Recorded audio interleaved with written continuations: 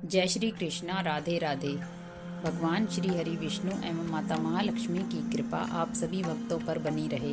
आइए हम भगवान श्री हरि विष्णु एवं माता महालक्ष्मी के चरणों का ध्यान करते हुए माघ मास महात्म्य के प्रथम अध्याय का श्रवण प्रारंभ करते हैं। श्री गणेशाय नमः। नारायणं नमस्कृत्य नरं चैव नरोत्तमं देवी सरस्वती चैव ततो जयमुदीरयेत्। सारे संसार के कर्ता श्री भगवान विष्णु, देवी सरस्वती तथा श्री गुरु जी के चरण कमलों में नमस्कार करके मैं इस माघ मास मातम्य भाषा की रचना करता हूँ। एक समय श्री सूत जी ने अपने गुरु श्री व्यास जी से कहा कि गुरुदेव, आप कृपा करके मुझसे माघ मास का महात्म्य कहिए, क्योंकि मैं आपका शिष्य हूँ। व्यास जी कहने लगे कि रघुवंश के राजा दिलीप एक समय यज्ञ के स्नान के पश्चात पैरों में जूते और सुंदर वस्त्र पहनकर शिकार की सामग्री से युक्त कवच और शोभायमान आभूषण पहने हुए अपने सिपाहियों से घिरे हुए जंगल में शिकार खेलने के लिए अपनी नगरी से बाहर निकले। उनके सिपाही जंगल में शिकार के लिए मृग, व्याघ्र, सिंह आदि जंतुओं की तलाश में इधर उधर फिरने लगे। उस वन में वन स्थली अत्यंत शोभा को प्राप्त हो रही थी।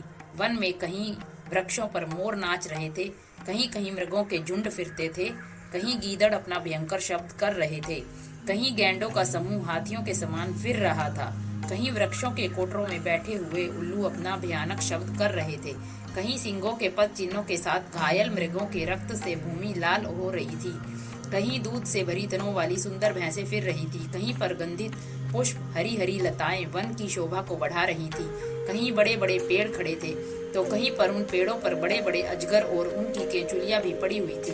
उसी समय राजा के सिपाहियों के बाजे की आवाज सुनकर एक मृग वन में से निकलकर भागने लगा और बड़ी बड़ी चौकड़ियां भरता हुआ आगे बढ़ा। राजा ने उसके पीछे अपना घोड़ा दौड़ाया, परंतु मृग पूर्ण शक्ति से भागने लगा। मृग कांटेदार वृक्षों के एक जंगल में घुसा और राजा ने भी उसके पीछे वन में प्रवेश किया, परंतु दूर जाकर मृग राजा की दृष्टि से ओझल होकर कहीं निकल गया।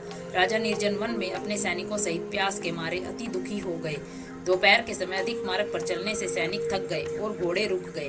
कुछ थोड़ी देर के बाद राजा ने एक बड़ा भारी सुंदर सरोवर देखा, जिसके किनारे पर घने वृक्ष थे। इसका जल सज्जनों के हृदय के समान पवित्र था। सरोवर का जल लहरों से बड़ा सुंदर लगता था। जल में अनेक प्रकार के जल जंतु, मछलियां आदि स्वच्छंदता से इधर उधर फिर रही थी। दुष्टों के समान निर्दयी चित्त वाले मगरमच्छ भी थे। किसी किसी जगह पर लोभी के घर के समान सीमाल भी पड़ी हुई थी। जैसे विपत्ति में पड़े हुए लोगों के दुखों को हरने वाले दानी पुरुष के समान यह सरोवर अपने जल से सबको सुखी करता था।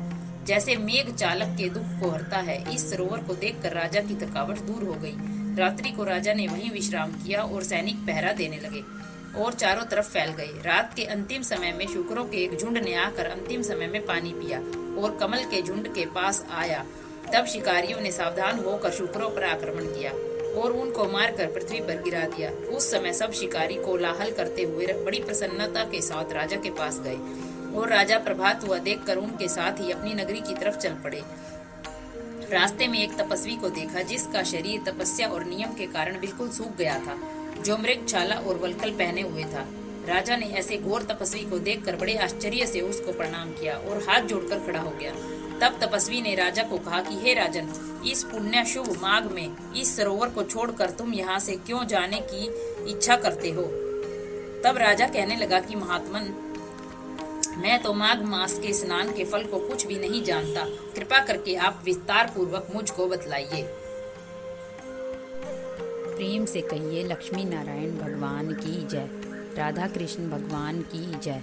माघ मास मातम्य की कथाओं के द्वारा हम अपने जीवन को सही दिशा प्रदान कर सकते हैं। भाग्य केवल कर्मों का फल है। हम अपने कर्मों के द्वारा अपने जीवन को सही दिशा प्रदान कर सकते हैं और अपनी आत्मा को मोक्ष की ओर अग्रसर कर सकते हैं। हमें माघ मास मातम्य की कथाओं को अपने जीवन में अवश्य अपनाना चाहिए, सत्य की राह पर चलना चाहिए, जिससे आने वाला जीवन अत्यंत सुखद हो। ऐसी और कथाएं सुनने के लिए हमारे चैनल पर बने रहें। धन्यवाद।